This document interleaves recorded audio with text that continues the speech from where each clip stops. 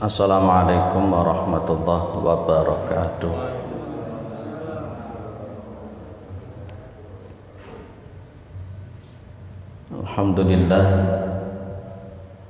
Alhamdulillahilladzi arsala rasulahu bil huda wa dinil haqq lidhirahu 'ala ad-dini kullih wa kafa billahi syahida. Asyhadu an la ilaha illallah wa asyhadu anna Muhammadan abduhu wa rasuluhu la nabiyya ba'da. Allahumma shalli ala Muhammad wa ala alihi wa sahbihi wa man tabi'ahum bi ihsanin ila yaumiddin, amma ba'du. Kita bersyukur kepada Allah Subhanahu wa taala atas segala nikmat yang diberikan oleh Allah kepada kita semua, terutama sampai pada petang hari ini kita masih diberikan kekuatan iman dan Islam. Kita masih diberikan kesehatan serta kesempatan sehingga kita masih bisa melaksanakan kewajiban kita untuk sholat maghrib berjamaah, dan kita lanjutkan dengan mengkaji agama Allah Subhanahu wa taala. Mudah-mudahan kesempatan semacam ini senantiasa diberikan oleh Allah kepada kita semua sampai nanti kita menghadap kepada Allah yang tentunya dalam posisi husnul khatimah. Salawat salam tetap terlimpahkan kepada Rasulullah Muhammad sallallahu alaihi wasallam sebagai khatamil anbiya wal mursalin, penutup para nabi dan rasul, yang tidak ada nabi lagi sesudah Nabi Muhammad sallallahu alaihi wasallam. Baik para jamaah yang dimuliakan oleh Allah, kita pertemuan sebelumnya sudah menghabiskan adab talabil ilmi, adab etika kalau mencari ilmu. Ini tinggal beberapa adab di dalam kitab Sahih Adabil Islamiyah ini. Setelah itu selesai khatam. Ya, nanti ngajinya terus atau tidak saya juga nggak tahu. Dengan izin Allah Subhanahu wa taala pun kitabnya juga apa kita tidak tahu. Saya bahas tentang adabul atasi yang nanti saya gandeng dengan adabut tasawuf. Adab kalau bersin dan juga adab kalau sedang menguap. Apa menguap ya? Angop ya. Itu ternyata ada etikanya sendiri. Kalau kita menguap itu ada etikanya sendiri. Kalau bersin pun juga ada etikanya sendiri. Baik. Yang pertama, tashmitul atisi hakun alal muslimi. Tashmit itu ketika jenengan itu mengucapkan yarhamukallah, mendoakan orang yang bersin, yang orang bersin itu mengucapkan alhamdulillah. Tapi kalau ada orang bersin tidak mengucapkan alhamdulillah, ya tidak usah, jenengan tidak usah mengucapkan yarhamukallah. Jadi kalau jenengan itu mengucapkan yarhamukallah kepada orang yang bersin dan yang bersin itu mengucapkan alhamdulillah, itu merupakan haknya dia. Haknya dia. Jadi lek ada orang bersin kemudian mengucapkan alhamdulillah, jenengan ojo menengai. Jangan diam saja. Pas ketika jenengan mengucapkan yarhamukallah, maka dia juga perlu untuk mengucapkan sesuatu. Yahdi bikumullahu wa yuslih balakum, itu diantaranya. Baik, dalam hadis riwayat Imam Al-Bukhari dan Muslim, haknya orang Islam itu kan ada 5. Kalau di dalam riwayat Muslim itu ditambah 1 sehingga menjadi 6. Ini tidak bertentangan sama sekali, itu saling melengkapi. Hak muslim atas muslim itu ada 5. Hakul muslim alal muslimi khamsun. Haknya orang muslim terhadap orang muslim itu ada 5. Yang pertama raddus salami, yakni menjawab salam. Menjawab salam. Kalau mengucapkan salam lebih dulu namanya ilqaus salam atau antaqra'a as-salam. Jadi kalau ada orang mengucapkan salam ke jenengan, maka haknya dia untuk dijawab. Diucapin salam uang ojo jegideg ae, ojo menengai. Masa diucapin salam sama orang tidak mau jawab? Nah, ini jadi pertanyaan, kenapa tidak mau jawabnya, kenapa? Jangan-jangan karena meyakini beda manhaj akhirnya tidak mau jawab, ini repot juga itu. Ya, karena ada posisi seperti itu, karena dianggap beda manhaj akhirnya tidak mau ngaji bareng, akhirnya tidak mau jawab salam, itu ya akeh. Ya. Jadi kalau ada orang mengucapkan salam kepada jenengan, itu haknya dia untuk dijawab. Dulu pernah kita bahas di bab salam, etika salam, adab salam. Kan saya pernah coba tanya, kira-kira iku ono enggak dalile, ada ndak dalilnya orang Muhammadiyah itu ndak boleh jawab salam dari orang NU, kan gitu ya? Ada ndak dalilnya, Pak?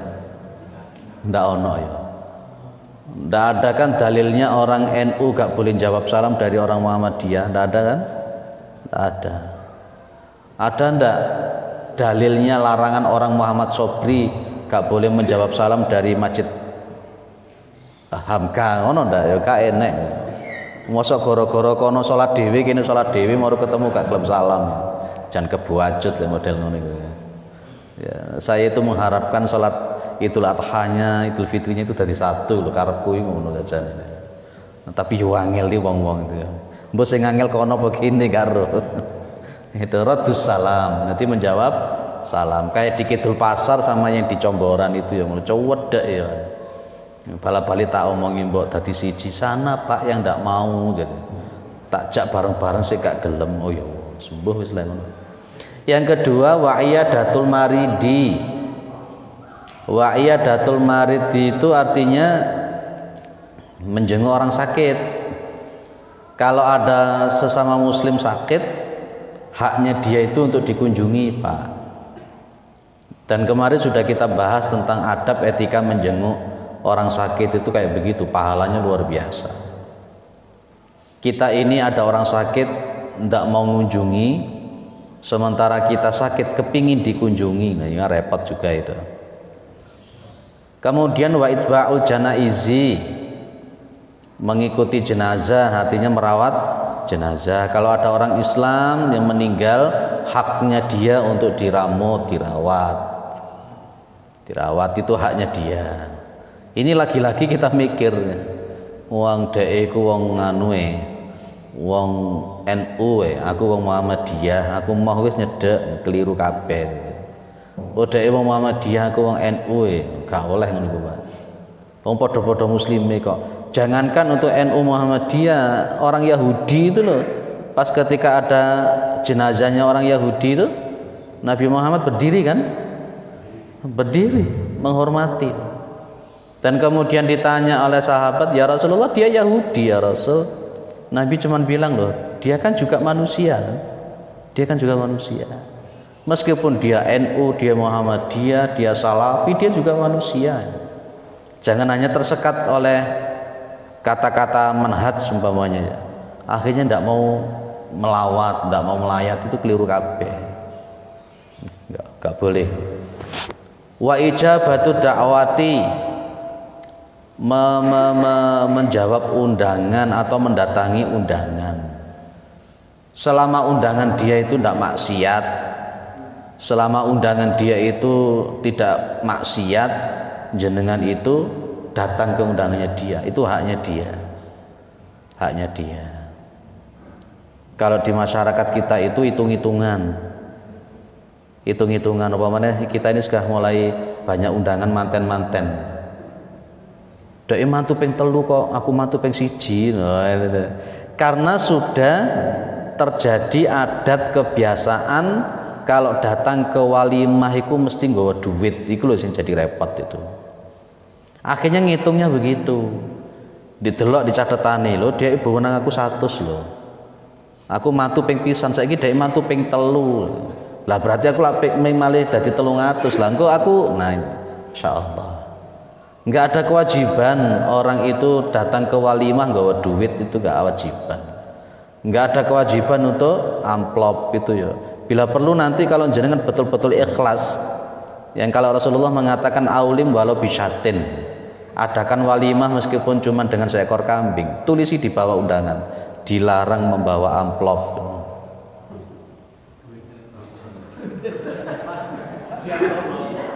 Hah? Maksudnya dilarang membawa amplop itu sak duwite pisan. Karena kadangkala di masyarakat itu pun juga ada apa jenenge Pak, untung rugi ya Pak ya. Aku ngetokno modal gawe walimahan kok untuk buuan badine sakmene, wis kleru kabeh. Dan dulu juga sudah pernah saya katakan bahwa ketika ada orang itu buwuh ke jenengan, itu bukan piutang Pak, bukan piutang, dan itu bukan kewajiban jenengan untuk nyaur, yaitu. Tapi karena sudah kadung kebiasaan, ya dihilangno ya wangel. Lah padahal di situ intinya kan ijabatu dakwah, menghadiri undangan. Intinya di situ, bukan amplopnya itu. Tapi sekarang gara-gara amplopnya itu. Tapi sekarang orang jadi bingung juga. Waduh, sak minggu bawa ping 5 rek. Wis kewetok iki lho, turun-turun wis ketok iki ngono. Nah, itu karena adat yang mohon maaf sudah seperti itu. Coba sekali-kali mamane jenengan mengadakan perubahan. Dilarang bawa amplop sekaligus dilarang bawa uangnya gitu.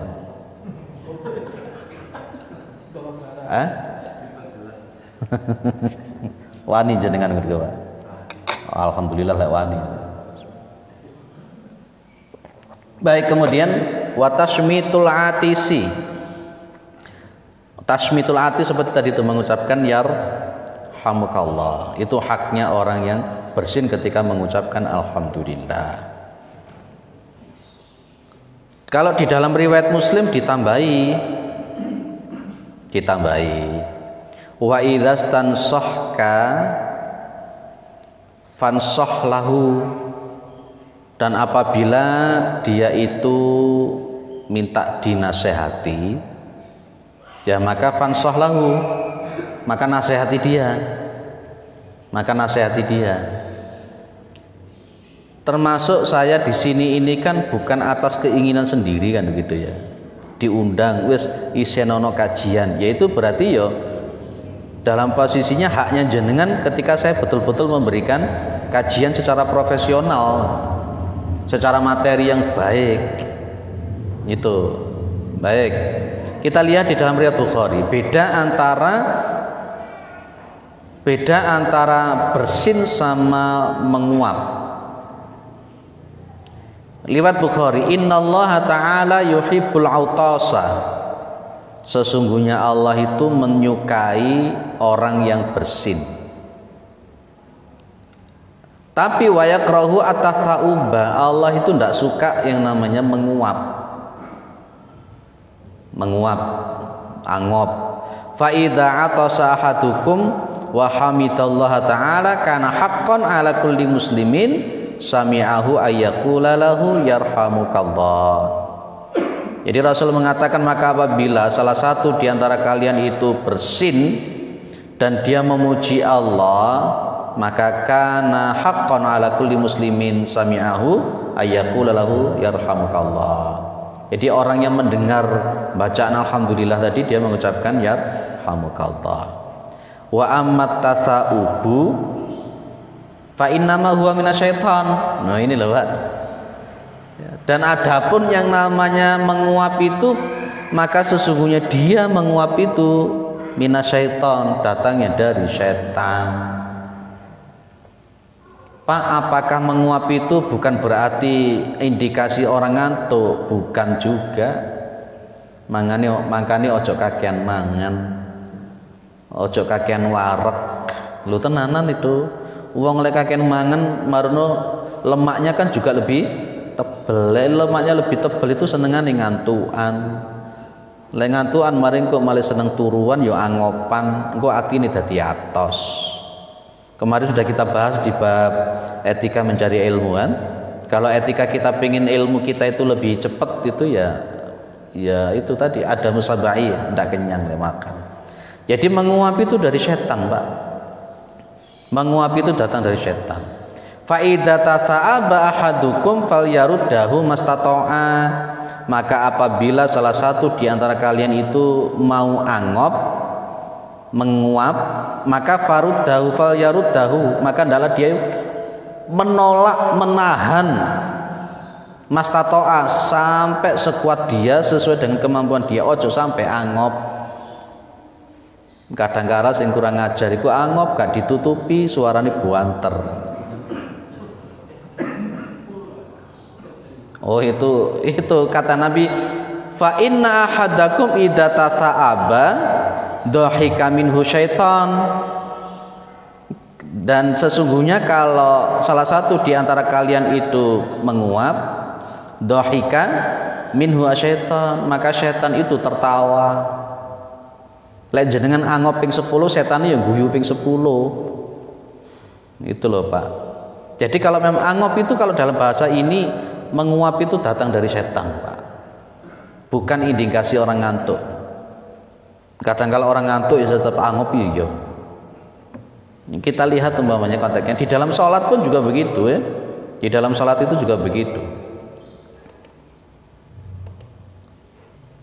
Nah, para jamaah yang dimuliakan oleh Allah Subhanahu wa taala, ini loh etikanya. Kalau jenengan nanti menguap itu meletakkan tangan di atas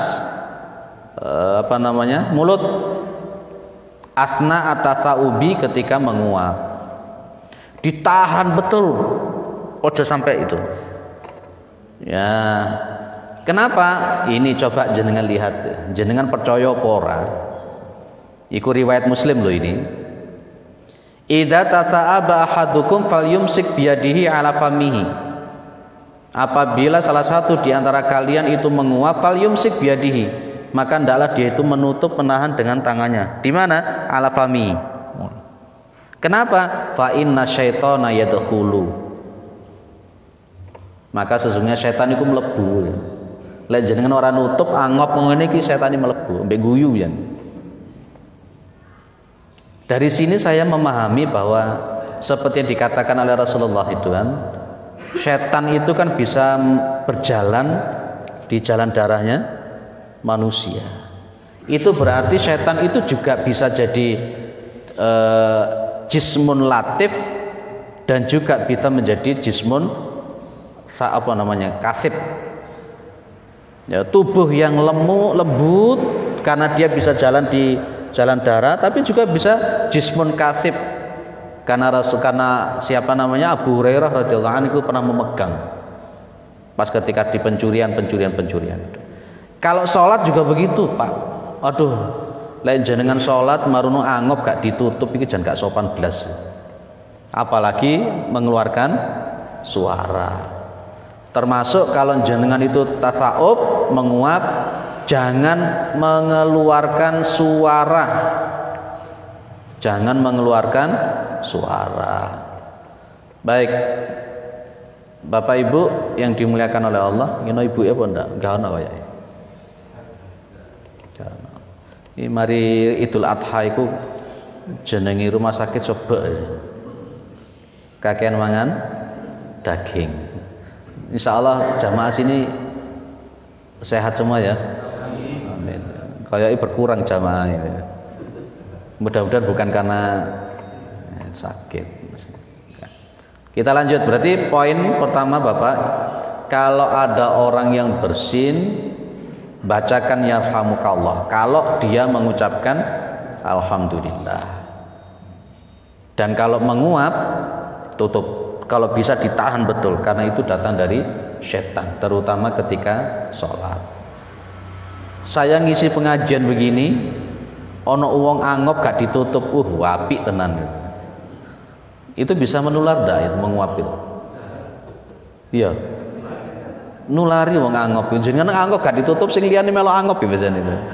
Ya iku setan nih, memang setan. Lah wapi lek padha lomba-lomba angop ngono itu. Yes. Alhamdulillah saya itu jarang angop. Ngantuk tenan jarang angop ya. Hampir tidak pernah. Turu bareng ya pewenak plek ngono ya. Karena ketika tidur itu diantara rumusnya itu ojo mikir sembarang kalir. Jangan mikir sembarang kalir. Wis dunia tinggalkan saja, wong jenenge wong mati kok. Yang kedua, ayyahmada al-atisu rabbahu. Supaya orang yang bersin itu memuji Tuhannya. Nikmat loh Pak. Orang bersin itu nikmat, betul. Jenengan dikasih nikmat begitu kok gak ngucapin alhamdulillah. Orang kate bersin ora iso bersin iku ya ora penak ya wan. Ya, maka ayyahmada al-atisu rabbahu. Jadi supaya orang yang bersin itu dia itu memuji Tuhannya. Nanti ada redaksi pakai alhamdulillah, juga ada redaksi alhamdulillahi ala kulli halin. Kalau memakai redaksi ala kulli halin itu diriwayatkan oleh Imam At-Tirmidzi. Ya, tapi selama ini yang kita kenal itu pakai yang alhamdulillah, itu diriwayatkan oleh Imam Al-Bukhari. Idza atasa ahadukum falyaqul alhamdulillah. Ya, apabila salah satu di antara kalian itu bersin, falyaqul, maka hendaklah dia mengucapkan alhamdulillah. Boleh ditambahi tadi apa? Alhamdulillahi ala kulli halin.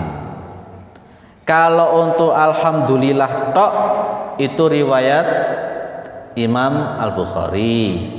Kalau ada tambahan ala kulli halin itu riwayatnya Imam At-Tirmidzi. Boleh dua-duanya.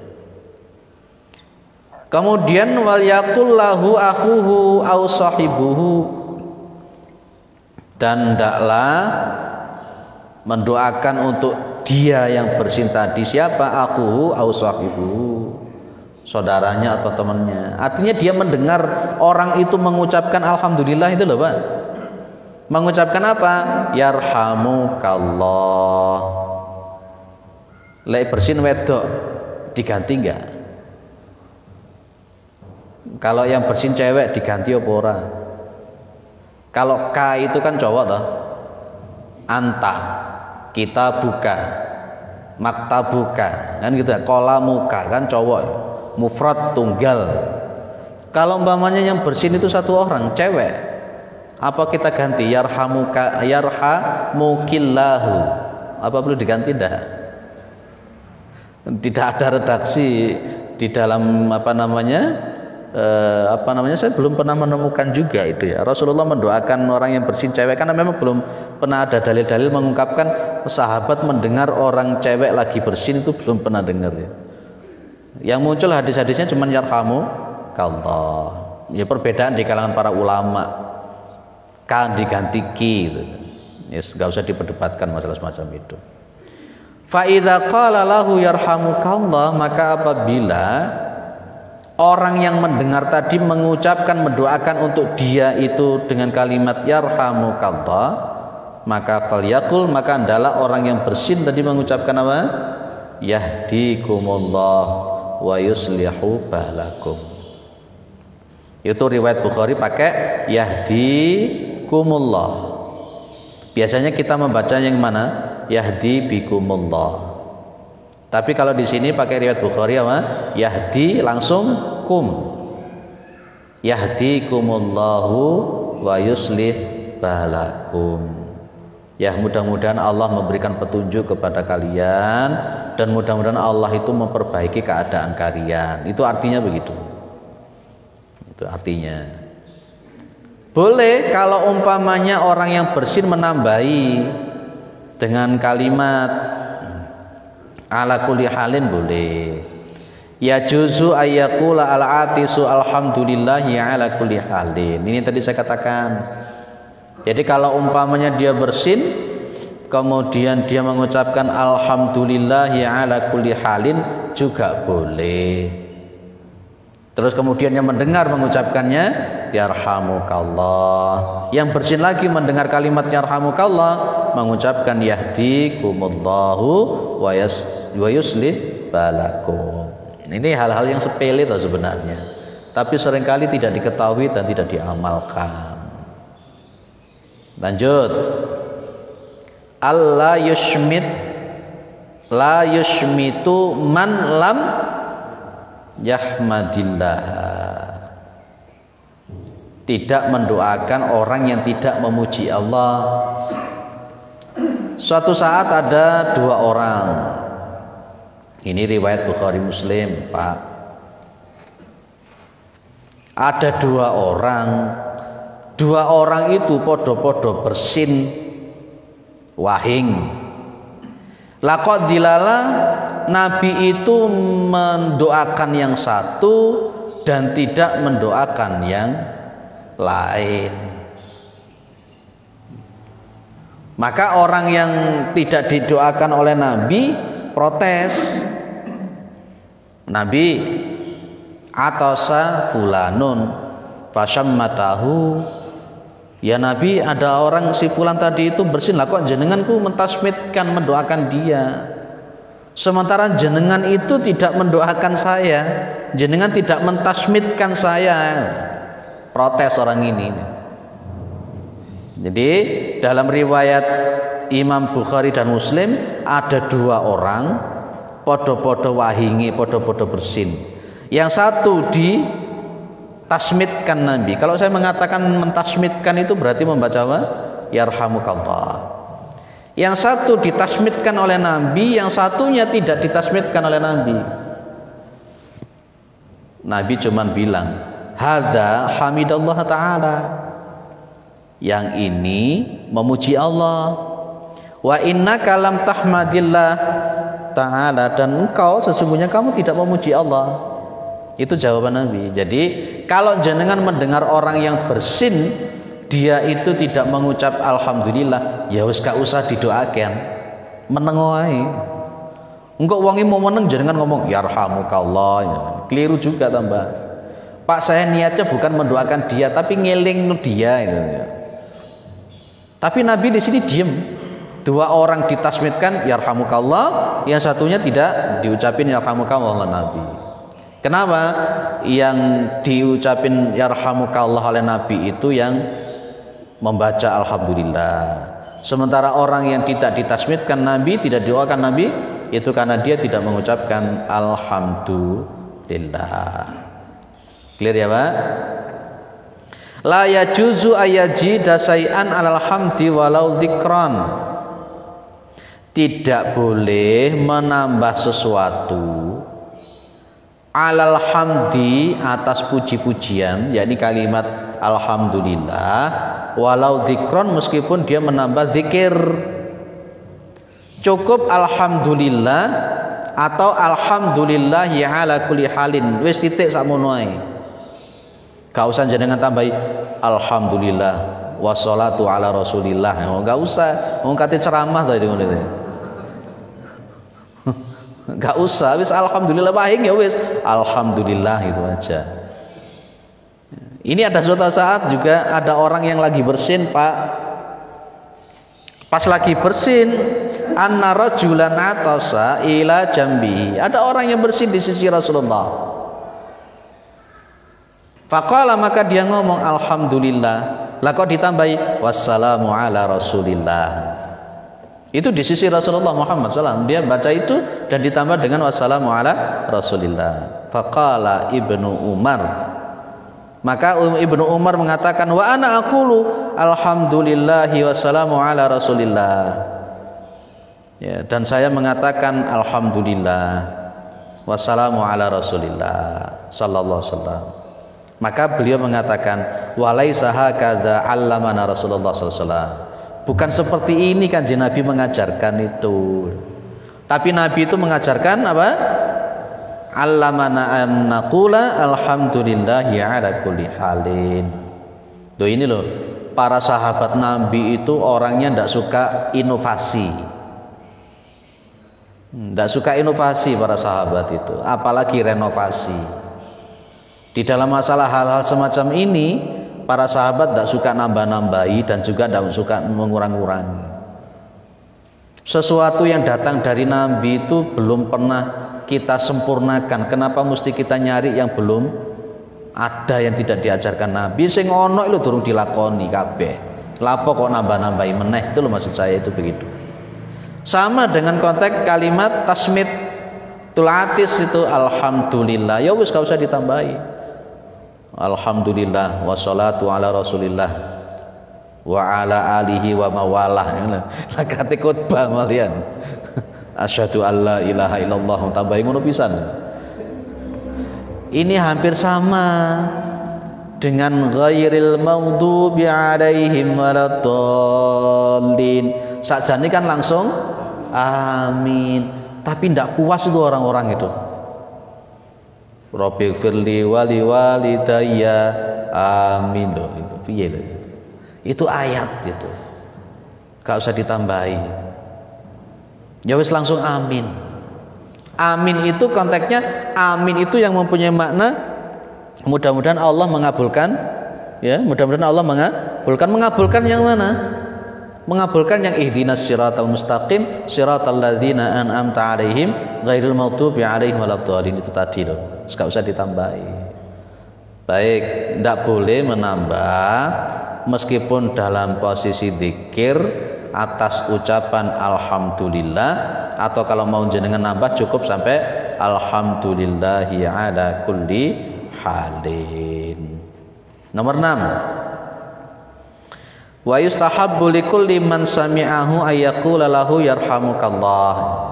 Disunnahkan, dianjurkan bagi setiap orang yang mendengar orang yang bersin yang mengucapkan alhamdulillah tadi, mengucapkan apa? Yarhamukallah. Apakah boleh tidak pakai yarhamukallah tapi pakai yarhamukumullah? Kalau tadi yarhamukallah, sekarang yarhamukumullah. Boleh tidak?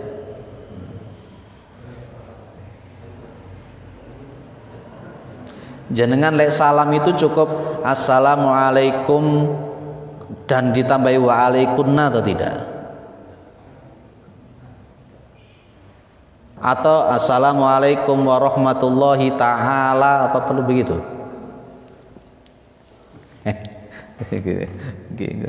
Ada sutik langsung ini.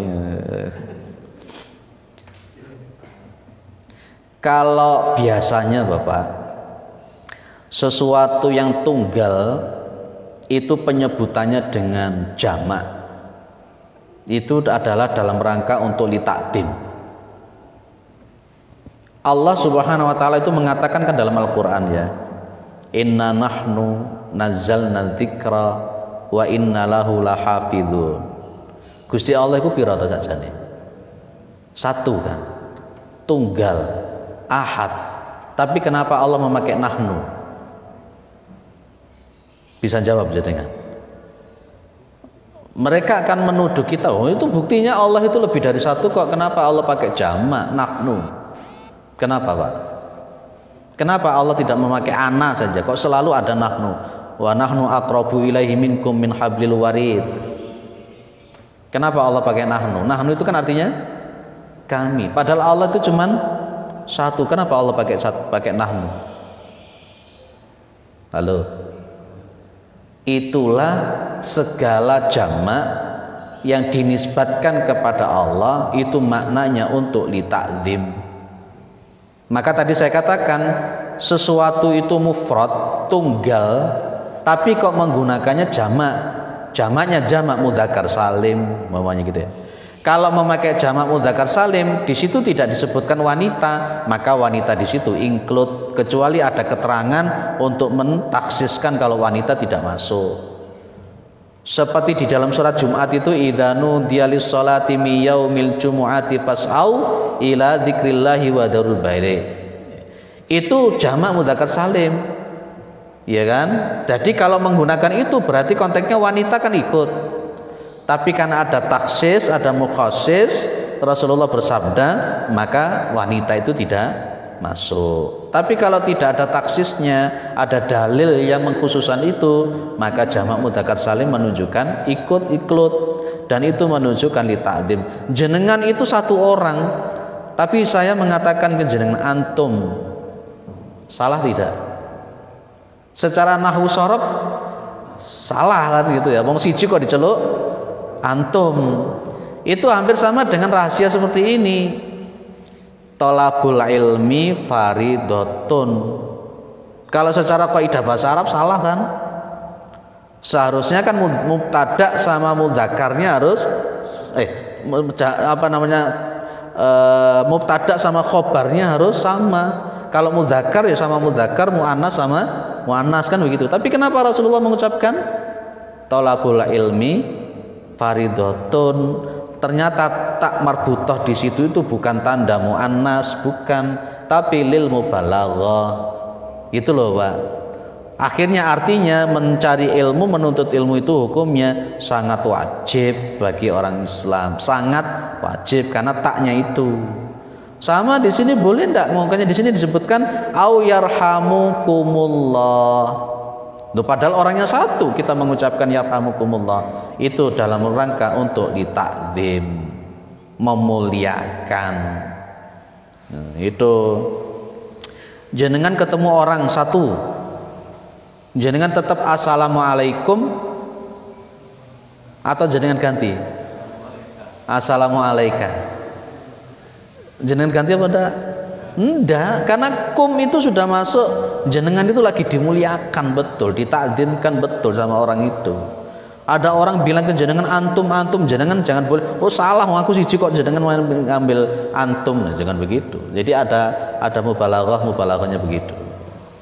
Boleh mengucapkan yarhamukallah, kalau di sini boleh au yarhamukumullah. Atau boleh di sini rahimakumullah. Kemudian wa yustahabbu lil atis ba'da dzalika ayaqula yahdikumullah wa yuslihu balakum au yaghfirullahu lana wa lakum. Loh, ini tambahan meneh.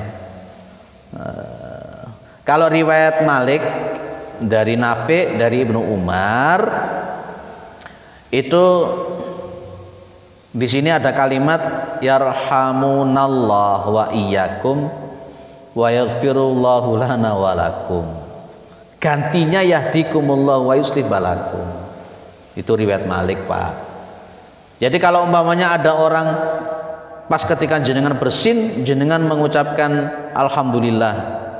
Ya, kemudian dia mengucapkan yarhamukallah, maka jenengan kemudian mengatakan yarhamunallah wa iyyakum wa yaghfirullahu lana wa lakum. Itu berarti jenengan memakai riwayatnya Imam Malik dari sahabat Ibnu Umar,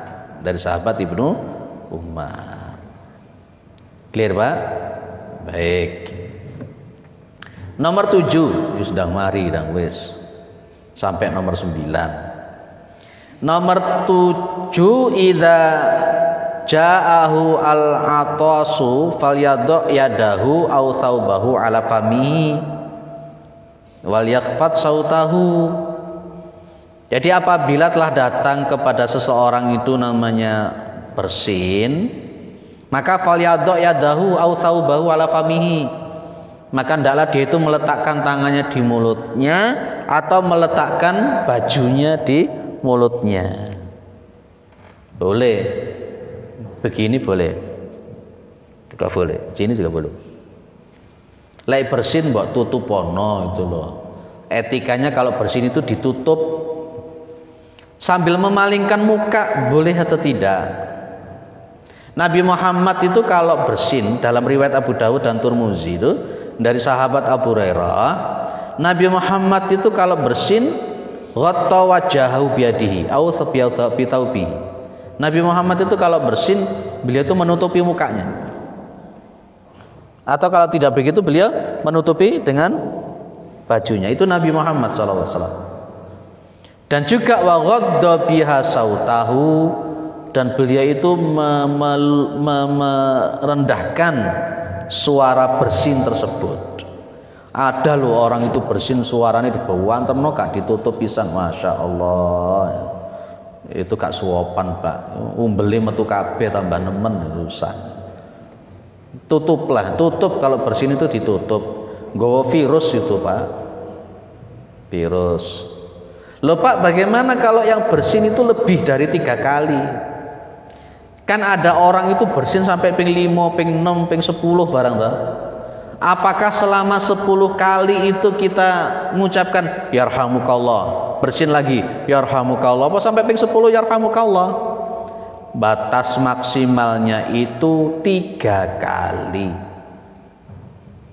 Idza takarrara al-atasu min insanin mutatabi'an, apabila berulang-ulang.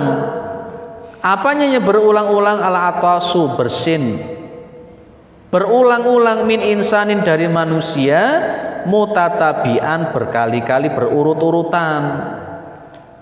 Hak cing alhamdulillah, wahing meneh hak cing alhamdulillah, sampai ping 10 maca alhamdulillah terus. Pernah mengalami itu jenengan? Belum ya? Kadang-kala malah seneng pak, begitu wahing delok matahari meneh mendur, cek wahing meneh. Biasanya nom-nomi biasanya gitu ya. Itu fasunnatu ayyushmitahu likulli maratin ila ayablugha salasa maratin. Maka sunnah untuk mentasmitkan dia likulli maratin, ya, likulli maratin itu berarti ketika setiap kali bersin, ila ayablugha salasa maratin, sampai ke yang 3 kali. Lek bersinnya 5 kali, sunnahnya tasmit itu yang 3 kali, yang 2 kali tidak ditasmitkan. Kalau bersinnya 7 kali, maka sunnahnya yang ditasmitkan itu berapa? 3, berarti yang 4 tidak usah.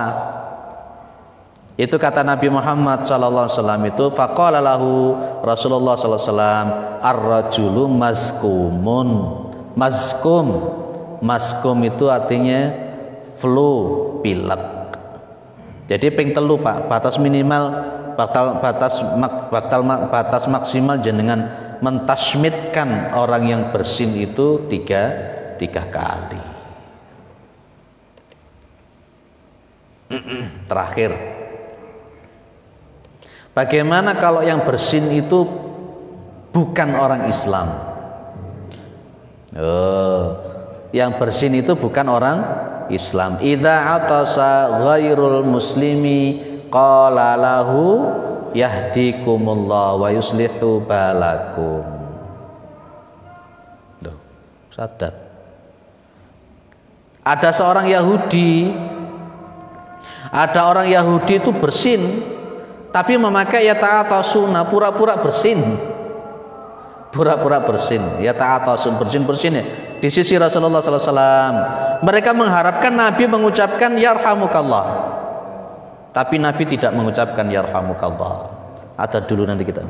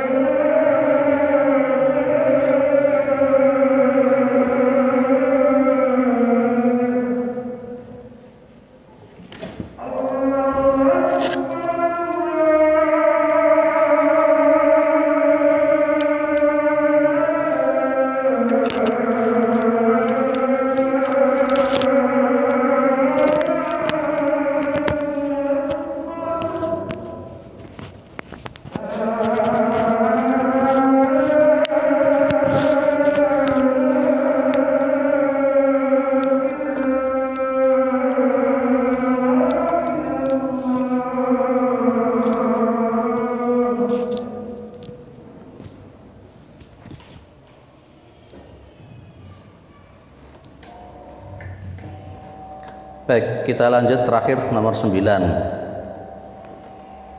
Jadi kalau orang yang bersin itu bukan muslim, jenengan tidak perlu mengucapkan yarhamukallah. Jenengan tidak perlu mengucapkan yarhamukumullah. Cukup hanya yahdikumullahu wa yuslihu balakum. Kita tidak boleh mendoakan rahmat untuk orang kafir. Dan kalau ada orang yang non muslim ketika meninggal, nggak usah disebut dengan almarhum. Ya. Apa? Apa dijenengi apa lek wong mati selain muslim itu? Hah? Mendiang. Tidak boleh kita sembarangan mengucapkan dia itu almarhum, itu tidak boleh. Apalagi dia orang kafir. Almarhum itu kan isim maf'ul. Ya, isim maf'ul. Isim maf'ul dari posisinya orang yang dirahmati. Maka pas ketika yang bersin itu bukan orang muslim, yang bersin itu adalah non muslim, jenengan tidak perlu mengucapkan yarhamukallah, tidak usah. Cukup yahdikumullahu wa yuslihu balakum. Mendoakan orang non muslim dapat hidayah itu boleh. Tapi kalau mendoakan orang non muslim itu dengan rahmat atau ampunan, itu hukumnya haram, tidak boleh. Riwayat yang bagus, Rasulullah itu berziarah ke makam ibunya Nabi kan tidak boleh. Termasuk Abu Talib yang meninggal itu juga nggak boleh didoakan ampunan itu. Jadi cukup yahdikumullah. Ya, kalau dulu sudah juga kita bahas, kalau ada orang non muslim mengucapkan salam, yang jawabnya cukup waalaikum, itu aja. Nah, clear ya. Jadi sampai 1 sampai 9 ini adabnya orang yang bersin, yang tadi kita sambung dengan adabnya orang yang menguap.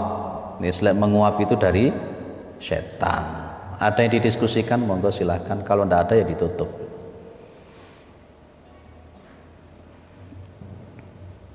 Nggih.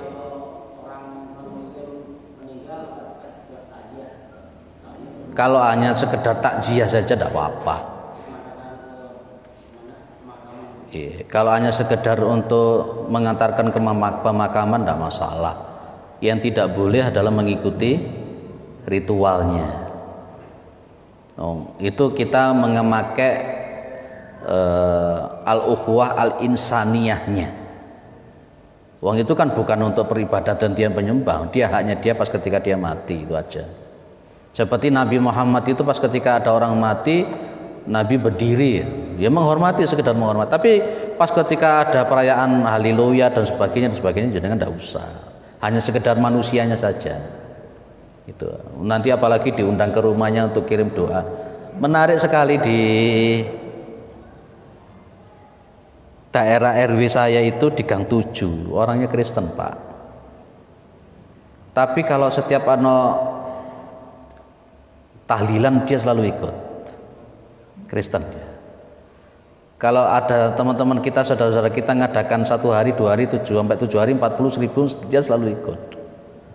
Yang menarik kemudian pas ketika ada saudaranya yang meninggal, dia itu kirim doa, ngundang jamaah tahlil juga. Ya boleh menurut Pak. Apakah ini namanya toleransi? Ini kompilasi, betul kompilasi. Ya, itu menarik betul itu. Saya kemudian dikasih tahu sama orang-orang lah kok dilalah ono sing teko, dilalah ya teko wong-wong ya. Ya ngadakno tahlilan ning omahe wong Kristen iku mau. Saya aduh Masya Allah jahilnya model begini. Itu padahal untuk mengucapkan yarhamukallah saja ndak boleh. Jadi kalau hanya sekedar ngelayat, tapi yang ngurusi bukan kita, sudah ngelayat sudah biar. Hanya sekedar untuk ukhuwah al-insaniyahnya saja. Mari ngomong kompilasi watuk.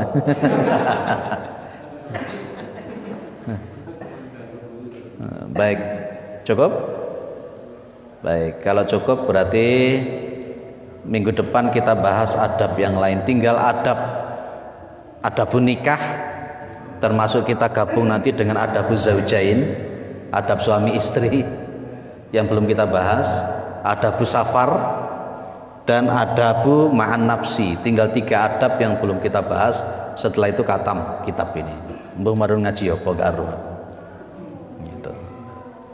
Kita dahulukan yang mana? Adab nikah, adab safar, atau adab ma'an nafsi? Singkati rabi menen jalur adabun nikah. Baik, kita dahulukan adabun nikah insyaallah besok.